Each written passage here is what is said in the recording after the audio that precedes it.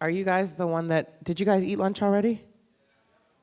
Oh, some of y'all did, some of y'all didn't? Darn. I'm down with your struggle, okay? I understand. You will eat soon, for those of you that didn't. For those of you that did, I hope you stay awake. So, hi everyone. My name is Aja. I'm originally from Brooklyn, New York. And I'm grateful to be here to share some poems with you. I'm a poet. And I love poetry. I started writing when I was in high school, around your age. Continued to do it into college. And it became something that I just continued to do, that life thrusted in my way. And now I'm grateful to be able to be a writer, quote unquote, although I don't know if I really am. I'm just deceiving everyone. It's my magic trick. So I'll start with some poems I didn't read earlier, just so I don't get tired of my own voice. And you guys can think of some questions you have, hopefully, and you can share them with me after. Maybe I will answer them to your liking. Okay. This poem is called, my grandmother is from Cuba, and I got to go to Cuba 2 years ago. I was invited to a poetry festival out there. When I went, I was like, oh, Grandma, can't wait to go. Gotta, find family, see where family's at. And she's like, well, I don't really know where they are. I might have one brother there, but I don't really know. And then she, told me the name of the street that she lived on. And I, went to Guantanamo, drove from Havana 16 hours just to be able to find this street. And ended up finding a distant cousin of hers that ended up telling me where her brother was. Found her brother, found a sister that she had that I didn't know was there, and then also found a bunch of other family members that never knew existed. So that was pretty crazy. And this poem is kind of really about that experience of really understanding my grandmother another way and some of the sacrifices she had to make in order to live the life she wanted to come to the States. So the poem is called, it's short, it's called Left Behind.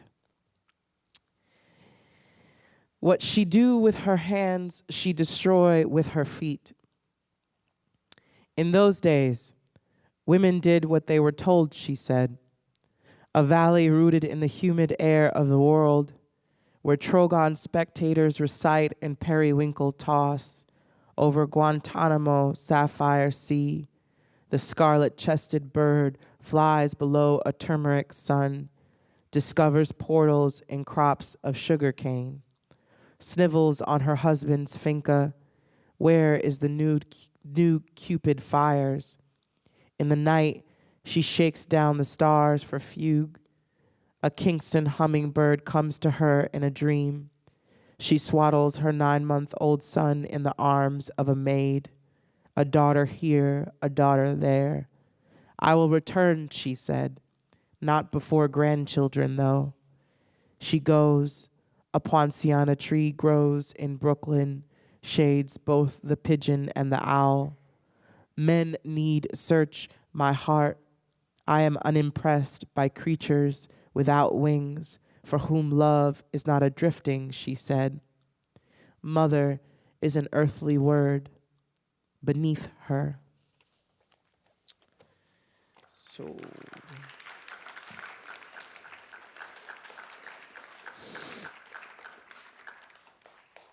this is called The Way Heaven Moves. God wears her soul around her waist like fertility beads. Gyrating jointed Jezebel slips memory down her back like a sweating cola, luminous, smiling glow of a face, enjoys her men with wrench muscles twisting and turning knobs, purple pointed lips that trip over the breath of a humid summer, a sticky tongue playing with clouds like cotton candy. Those hips hurricane a world not yet known, earthshake of a palm along the spine of this land. What a woman laughing up a storm in the sky.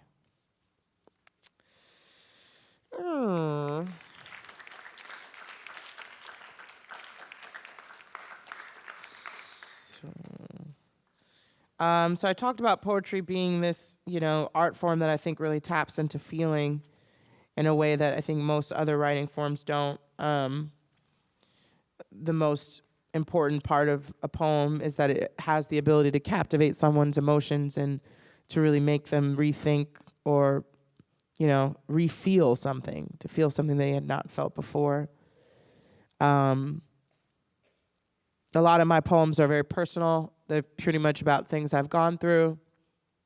I talk about the personal being pretty important because I feel like usually people think that the personal is not a part of the world, and that somehow the personal is not as effective as world issues or talking about world issues. And I think I try to do both. I try to allow for my personal poems to use that as an opportunity for people to look at the world that I came up in and to start to make analysis about that world, which is a world that we all live in together, but you might have a different experience of it. So the personal allows us to really hear each other's stories and therein experience somebody else's reality that we had not prior. I think the greatest writing is the writing that makes people feel uncomfortable and does the difficult work of telling the truth when no one wants to hear it. I think that, a lot of the reason why people come to writing is because there's something that moves you to write about an issue or a topic or something that interests you. And so to continue to find ways to do that is you have to be better self. As much as you work on your writing, you have to work on yourself. You have to work on the issues that matter to you. And so I don't really see the life that I live as separate of that. So I try to share work that reflects that. And hopefully you guys know more about the real world than people probably would like to believe, right? Than your parents or whatever, your teachers. I know that as much as we like to protect our children from seeing what's happening in the world, there's a huge internet system that they have access to and can see what's happening in the world. And I think it's a beautiful thing. I think it's the opportunity for us to start to see how we play a role in our society and the ways in which we can change things just by who we choose to write about and how we choose to write and the stories that we choose to tell. And so I will move on to another poem. Let's see. Before I move on to that one, move on to this poem about, basically it's a bit about gentrification in Brooklyn. Gentrification is usually when a community is priced out of their neighborhood because the real estate goes up. So that's been happening in Brooklyn. A lot of people have been moving into Brooklyn and the real estate has gone up. So a lot of families and communities are being kicked out.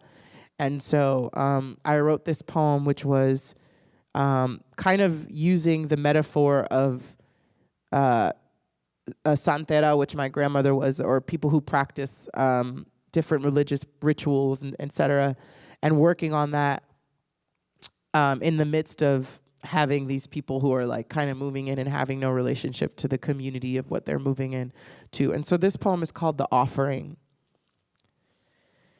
Vermilion wax seeps soft down a braided back of wick. The mischievous flame swallows small devils rendered helpless. Shadows tremor the parquet. How we rid a room of virulence, tug a cork from deep copper wine and pour toward the mestizo priest. Hospitality defies sin.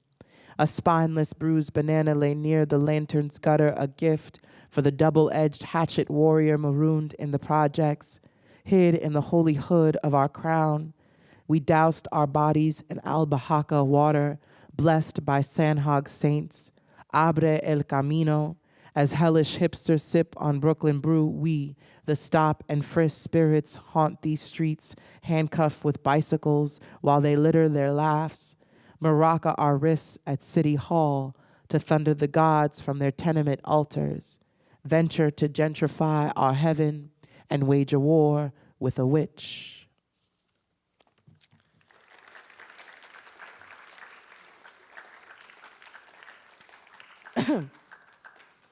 So I guess I'll read one poem that's more worldly a bit.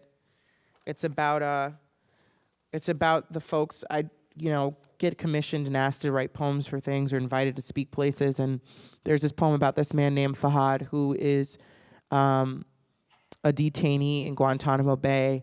And when Obama came into office, he said that he would basically release all the folks that were in Guantanamo, and a few of them are still there. I think there's a bit over 100 that are still there. He released some, but they're there with no charges. So that means that they're essentially not guilty of anything, but they're still being tortured and kept in these prisons in Guantanamo Bay.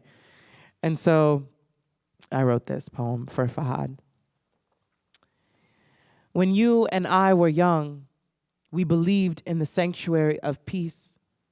I wake sweating, strangled by a nightmare. My America begins the day chewing on my cry. I am 27 and have never killed a man, but I know the face of death as if heirloom. My country memorizes murder as lullaby. We spoon-feed poison labeled patriotism from young. The nation grows fat on fury, full on healthy. We are bloody and light, and though the bullet never touched me, I hold it still between my teeth and spit bodies off my tongue. I confess, we are hugging ourselves beneath the rage. Though you cannot see the fire, I am a house of flames. I prepare for another hard day's work and emerge a massacre of meaning, a mental industry of reason. What is treason to a country called love, fickle and scared? What is heaven to a people who never look above? If there is a movement, may it be a region in the heart where soul meets to practice human together, though apart. Is there a faith for the faithless, a place for the placeless? Beyond prison bars, a man becomes a faceless presence, more of essence, a wrath more than wreckage. Is there a worse crime than stolen time? Have you words to replace a year or a life? Clinging onto phrases? Have you a quote that can mend a deep-seated wound, ancient as cradled breath and beating wombs? To be a casualty of an endless war, humiliated in forgotten rooms of this earth. Every day is a morning. Every day is morning. I touch the welted scar of a dark night. The only protest is fingertips. Feel this right here. Right here is where they took my survival. I am the last siren of hope, a glimpse of this torched town. I linger in your laws and unkept promise. When you and I were young, we believed in the sanctuary of peace. We are old now. We are old. I am gray, wrinkled by the pain. I drag my body because there are other bodies on my shoulders. Some cry and others laugh. We mumble stories of remembered paths. Have we not learned that even though you can try to kill a man, you cannot kill the love that people have for him? And through this shred of silent seed, a smoldering garden grows above all the greed. There are roaches in this world who know freedom better than a detainee in Guantanamo Bay. And it's an underworld for human oaths. A man hums in the horror. His voice swarms in the silence, lamenting for breath. The body is a battlefield, and he angers for memory of something before: a lost son, a gone father, a left brother, a forgetful friend. He scratches at a wall to number the days, or was it the amount of Americans who will never care or listen? I am a woman watching my country make enemies of God, and we sacrifice the sunrise for a million lies if we could. There are lives beneath the darkness of our eyes. His name is Son. His name is Father. His name is Brother. His name is Friend. There is a village. There is a village where names go to wander. When you and I were young, we believed in the sanctuary of peace. They should have told us. They should have told us that it was war.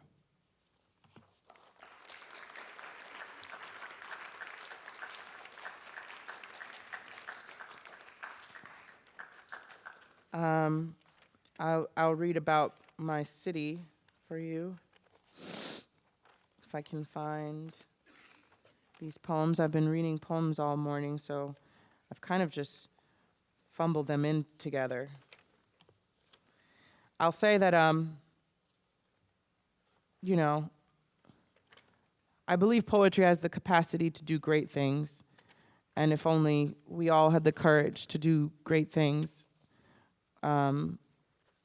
we could reach places in ourselves that we never imagined. And I hope that all of you, though you are young, know that you have the capacity to do great things, that you are powerful, and that your words matter, your thoughts and your ideas matter. And if you really believe in something and want something, all you have to do is work for it. And every day, to keep believing, knowing that there will be days when things might not seem so cheery and so amazing and so great, but knowing that in what makes the difference is the persistence and the resilience to keep going when everything around you is telling you you should not. And that's what changes someone from being a regular person to being a writer, to being a poet, to being a leader, to being a teacher. Is seeing where you fit, where your voice matters, and working towards that. This poem is called Jungle Gym. I grew up in Brooklyn, New York. How many of y'all been to New York? Cool, nice. Y'all are well-traveled for high school students. That's awesome. I'd never really been anywhere when I was in high school. First place I went outside of New York in high school was California. And that was because I won a poetry slam in my senior year, and I got to go to the Bay Area for free. That was pretty cool. Also, for those of you that know, if you're considering being poets, there are a lot of more programs that exist now for poetry than when I was coming up. There's a program now at University of Madison, Wisconsin, that gives a full scholarship for folks that are into doing poetry, like performance poetry, and all ranges of poetry. There's a hip hop writing scholarship they have. They do all this amazing stuff. And so if you're interested in something, just know that there are resources out there so long as you look them up.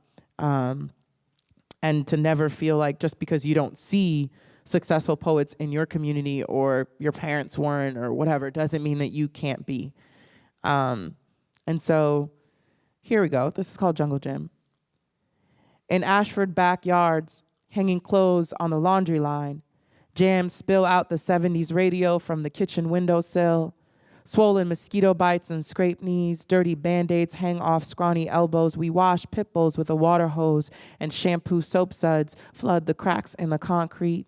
Sun chasing the back of our shoulders, we tan in Newport smoke, sipping on sweating cups of Pepsi and freezer ice tray cubes. City kids claw toward the earth while adults build more buildings. We ran towards the trees, climbed fences, a marathon to connect to the world, man-made children with vivid visions, empowered by inner rhythm to know the difference between war and love, tolerance and respect. Loyalty was law, Manhattan was the government. I used to think all police officers were born in a jailhouse somewhere in Midtown and that the mayor fetched them on us come morning. We rose in split open skin, cruising the concrete on handlebars, sporting fresh knee scabs, the sidewalk armed with chalk, illustrating inner city blood, and laughter lived through us. Foul-mouthed knuckleheads, careful not to die too young, gap-toothed smiles guarding the graves of our greats.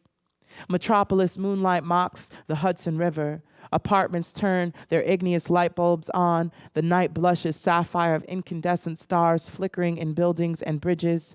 Many love the mouth, murder secrets there. Words heard throughout the city from the old gun metal pigeon hungry and flying over asphalt rivers. Who records the bird's eye, the testament of tenement rooftops overlooking the millions? How much time do I have?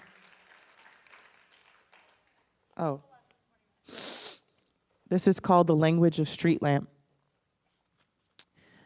Irresistibly iridescent winged woman worries for you in the distance, tosses in the turning of skies, risen as star hidden in the billowing wind that makes of us breath born, passing through locked lips, inhaling light. I kiss you in the language of street lamp, looming over lovers lost in the battle of buildings, fingers frolicking in the good fortune of finding another to warrior the wilderness of crowded sidewalks. We meet once a week in the motel of my mind, and my thoughts go hooking with yours.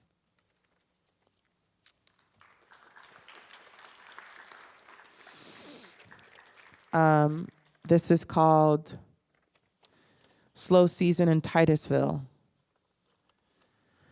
Early this morning, just after homemade coffee, you drove me to Playa Linda Beach with your right hand on my left knee and the other limp-wristed on the steering wheel on our way from the bridge between the highway and the hammock trail. Half my body soaring out the sunroof with my arms spread wide, pelican-like, open palms toward the blue topaz sky, squinting at the grinning sun. The wind lashing against my chest, hissing across my shoulders, cheeks crumbling into tugs and tears of dimples. And the road stretched endless for our tires, a rolled out carpet of tar for our love. The night before is but a blur, you pulling your face away towards the edge of the bed, us bickering into each other, and we play like an old Josh White tune, coding Mr. Pirtle's antique garage, warm, static, and full of bass, like someone speaking close to you in a summertime pitch of Piedmont blues.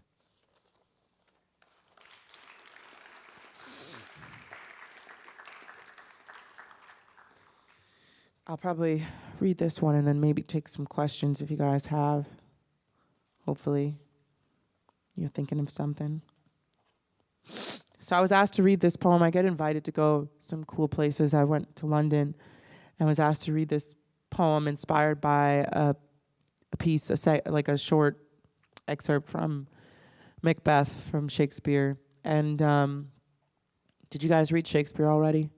Most of y'all? Yeah. It's weird that they give us Shakespeare in high school, no?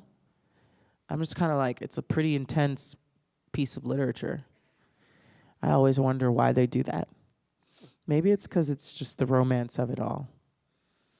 Anyway, high school's pretty dramatic, so I get it. Anyway, I was asked to write a piece inspired by it, and this is what I ended up writing. Yesterday, I was a river, in a voice where my grandmother rinsed her feet and cupped water in her hands toward her face, dripping down her chin along the belly, soft clay between her legs sculpting my mother, a body bathing in daylight, bleeding beautiful. The fish skirt around her calves, dragonflies whisper on her shoulders, the sun sets her skin aflame. And she howls toward the horizon, tomorrow, tomorrow, tomorrow. I will be a torch in my daughter's throat. I will tie her on her tongue and massacre a moon in her mouth to mold a streetlight from a stream into a star. She will speak soft as a sword severing the night, a candle in a cave, a flash in a tunnel, the tracks to a train with no stations.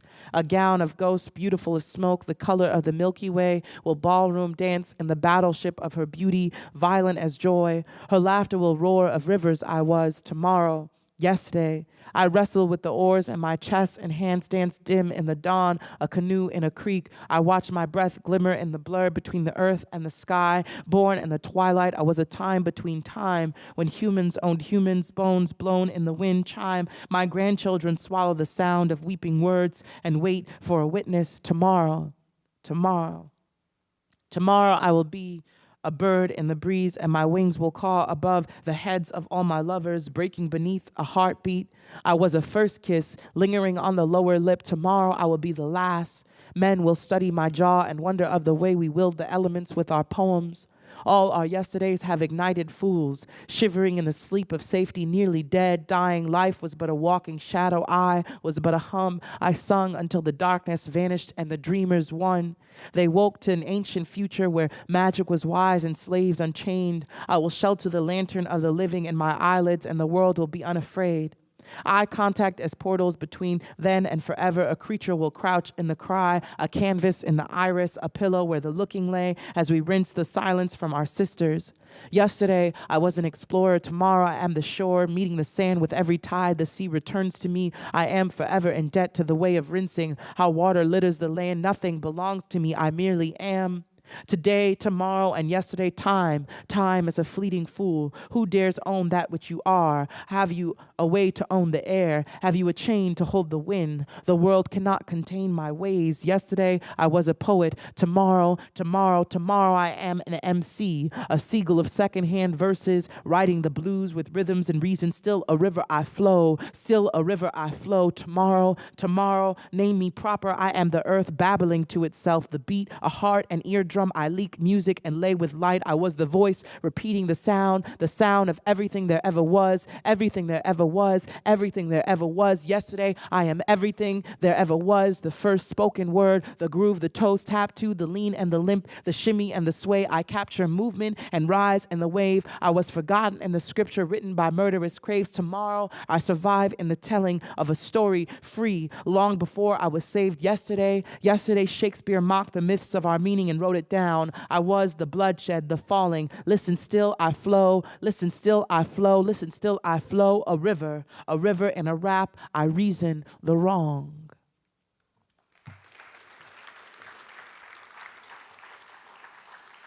How much more time? Do you guys want to ask some questions? I do have Twitter and Facebook and Instagram, so please hit me up. I would love to hear from you. I have a bunch of like YouTube videos and SoundCloud. I am an educator. I work with students from all over the world, actually. Actually, how many of you guys know who Chance the Rapper is? And what about Vic Mensa? Vic Mensa and Chance the Rapper are really good friends. I mentored and taught them when they were in high school. And I was probably a few years older than them. But it just goes to show you that they come from a very poetic and literary background, and a lot of them have taken their art form to do something else. So it's been really amazing to see them do incredible things. I've also worked with a lot of musicians and MCs and rappers, and bringing poetry and talking about poetry as an actual transformational tool. So I believe in the power of poetry really to do great things and to be brought into spaces that it typically isn't brought into. And whether you know it or not, you are a poet. So you just haven't discovered it yet. But who would like to ask any questions? Please stand up and ask me your question.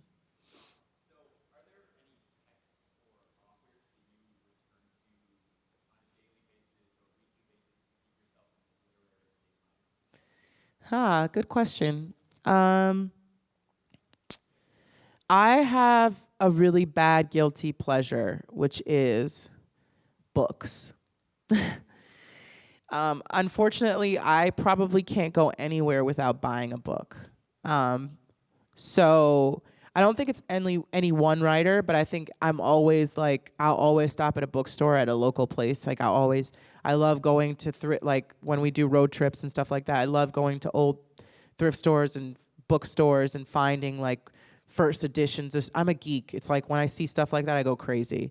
And I think a lot of it has to do with the fact that books are seeming to be rare now with like these ebooks and, Kindles. And I love the turning of pages. I love like smelling a book and knowing that people have read it and before me, and seeing the history of a book, and knowing that somebody else recommends a book when people give books. I always am the person that's like talking to someone and I'm like, oh, you should read this, this, and this.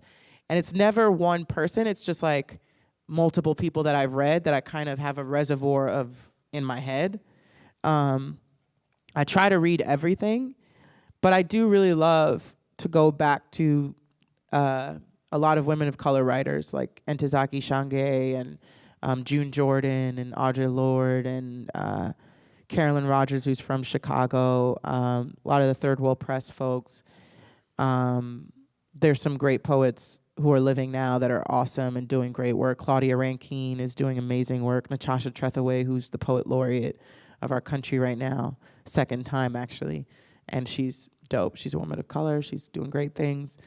My professors that I've taken, Jeffrey McDaniel, Thomas Sayers Ellis, there's so many people. Not that these matter to you, not that you're writing them down, but in the event that you did, I mean, yeah, you could just ask me after. What else? Yeah, please. I love his music, actually. I think he's incredible. I think what he's doing in music is unheard of. I think he's taking it to places we haven't seen. I think it's dope that he is not signed to a record label. He's not bented to any industry. He's created his own lane. He's probably one of the best performers I've ever seen in my entire life. If you ever get a chance, you should go see Chance the Rapper. Chance, yeah. See him live. It's really, he's heralded as one of the greatest performers of this generation, seriously. The way his charisma, his charm, his musicality, his intelligence, his skill set, his band, who a few of them were mentors of mine, mentees of mine.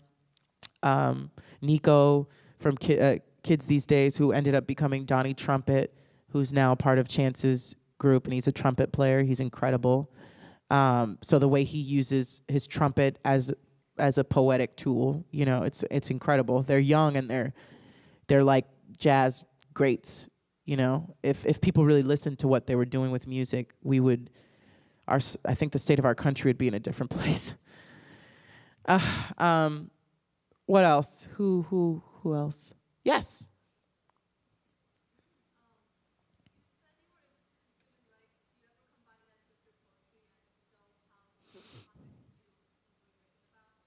Yeah, so I don't know if you heard some of the poems I read just now, but I did read about Guantanamo Bay, and I read a little earlier about my relationship to the protest, you know, what's happening with police brutality, the issues of poverty, the issues of economic disparity, the prison to pipeline.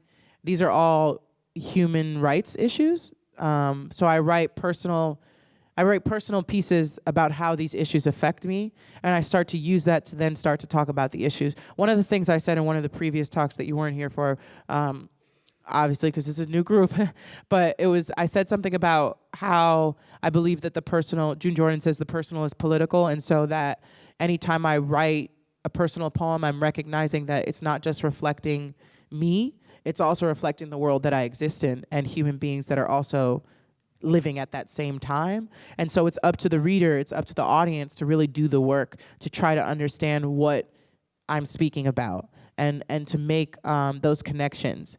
And because I'm trying to get you to make those connections, but I need the reader to meet me halfway. You know, it's like any piece of art. The difference with poetry is like a visual art, like, you know that you're not gonna, like, it's not gonna speak and say, this is what I am, you know, unless it's like a very visceral, like a dog walking down the street. I don't know. But like abstract art, right? You interpret it. It's something different to someone every time. And so I think that's a poem is like that. I think poets use poetic devices to get people to really delve into the work and talk about or deal with the emotion of what's being talked about in a different way. And I try to make it accessible enough, but I also try to leave clues so that people can go back to the poems and find something different every time they read it or hear it. And so just by contributing truth into the world, I feel like I'm doing advocacy of human rights. I just recently came back from Palestine in January with a delegation of folks who were also doing stuff with protests around the country. So I do a lot of advocacy work around police brutality, juvenile injustice. And so we had a bunch of leaders who have been spearheading protests and with Trayvon Martin, the stuff with Michael Brown in Ferguson, the folks with Eric Garner in New York, and all of us went to Palestine to learn from Palestinians about their struggle to exchange in solidarity. A lot of the equipment that was being used in Ferguson was being used in Palestine. So we were learning from Palestinians how to deal with gas masks, how to deal with high militarized police departments. These are all things that seem so isolated, but they're human rights issues. And the more that we make those connections to the world and what's happening in the world, I think the more that we realize we are all human and we're all trying to survive and to live lovely lives together. So I try for my poems to speak to that. There's some poems that I never know what's safe, to read in certain spaces. So I'm feeling out a room and always trying to see, well, what are people ready to hear?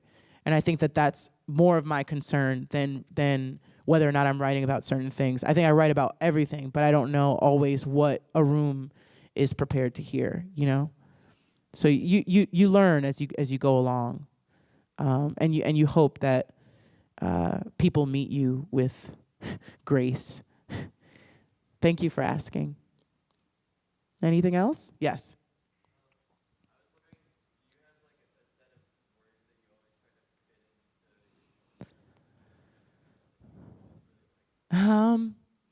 I don't think I'm conscious of it, but I do it. I think I do it a lot. I think there's certain words that I fall back on. And I think it's because I do like the sound of them. And sometimes I'm trying to use them in different ways that they haven't been used before in the first poem, or like in one poem and another one. I can't write a poem without saying it. So it's really hard for me to, if I don't like how it sounds, I generally don't like the poem. So usually sometimes that means that words repeat themselves. I try to read a dictionary every now and then and learn new words, but I also don't try to be too ridiculous and use all these huge words that I really wouldn't use in real life, Yeah. Ooh, that's hard. It's a French word. There's a French word that I really love to say. It's so weird. I don't know why, but it's called gingembre, and it means ginger. I don't know. I like the way it's like when you hear French people say it, it's just like so cool. It's like gingembre. I don't know. It's so weird. I also like this word genuflect, which means like kind of to worship side, sort of. There's a few other words. Yeah. Weird. I'm weird. Anyway, yes? Anyone else? Other questions? Do we have any more time? Yes? I went to Sarah Lawrence College for undergrad, which is a liberal arts writing college. So it's one of the best writing schools in the country if you get a chance to go. Go. And, School of the Art Institute of Chicago for grad school. Thank y'all. Have a beautiful day. Enjoy yourselves.